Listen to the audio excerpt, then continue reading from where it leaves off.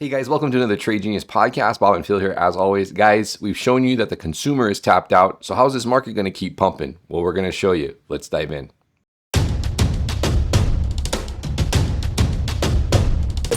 Trade Genius. Hey everybody, it's Bob with Trade Genius. Usually I do fun ads. I talk about our service, but I want to be serious with you for a second. We've been helping a lot of people trading for a long time. As you can see here, I want to let them do the talking for me for a change. But most importantly, we want to help you too. If you've not joined our service yet, come check us out, tradelikeagenius.com. Full service. We have chat room. We have the algorithms for you. We give trades out every day. We educate you. So go to tradelikeagenius.com. Check us out. What you get out of our service is much, much more than what you put into it. And we'd like to see you in the room. Thanks for listening. So Bob, this slide that you showed me, I mean, God, if you're just looking at data and nothing else, you'd think that we should be in like the next depression. Yeah, so the COVID pump is gone. And remember, you called that about a year ago and say, hey guys, look, everything's going to kind of reset economically back to the pre-COVID pump. And I think the economy is heading there really, really fast.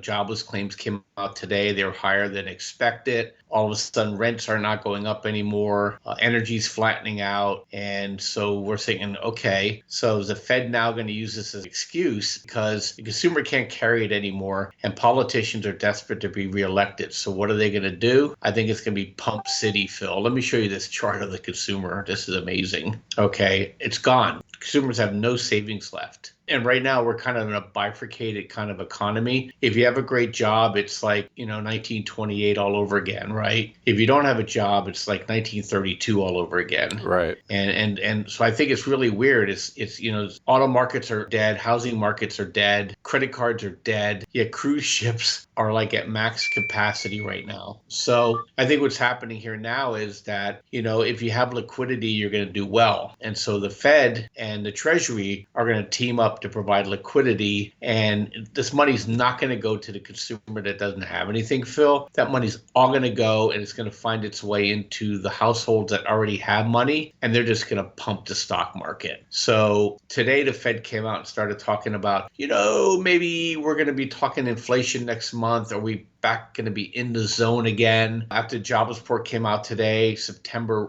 rate cuts are back on the table. REITs started to take off. Utilities started to take off. Gold took off. Silver took off. Uranium took off. TLT took off. And Bitcoin took off. So I think this is the beginning of the sailboat race, Phil, where everybody's jockeying, ready for the signal to go eat and get the final pump in. What do you think? Yeah, and I think we talked about election year seasonality, and I think the timing of all of this is falling right into place with that. We showed the folks the liquidity graph the other day and how that was kind of falling off a cliff. Basically, a lot of that had to do with the influx of the tax payments that came in, which, by the way, were less than last year. So there's more proof that the consumer is not doing well. But that being said, they're going to, do what they do and finagle things, and the bills are going to start ultimately being issued, which draws down the reverse repo balance, which ultimately ends up putting liquidity back in the system. So I think the balance of that equation means that we'll start to see liquidity turn back up, maybe before the end of the month, but as we get into June, definitely is what I'm thinking there. And that's ultimately going to drive everything back up. I think Bitcoin's going to end the consolidation phase that it's in. I think oil is going to resume a higher course, and we're going to get that blow off scenario. If we don't see a big push out of June, then I'll reconsider that thesis. But I think that's what's coming around the corner here.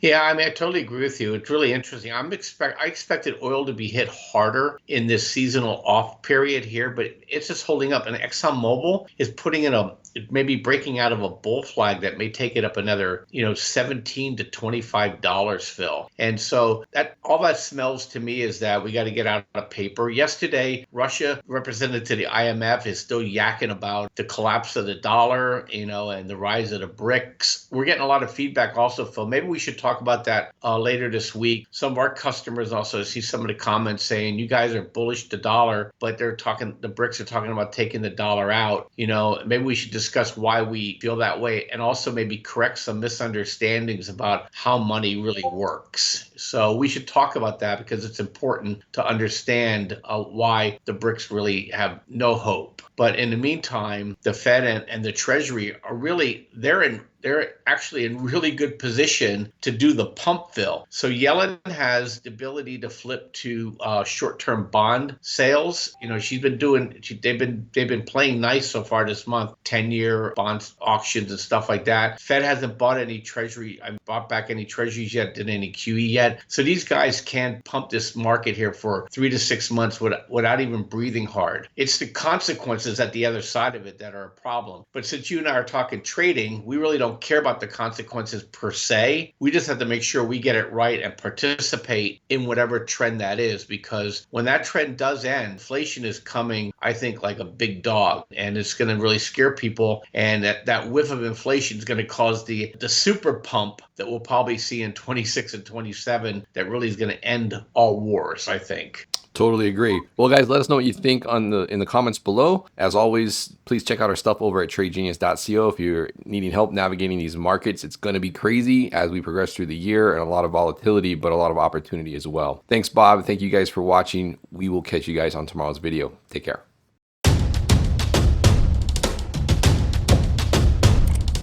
Trade Genius.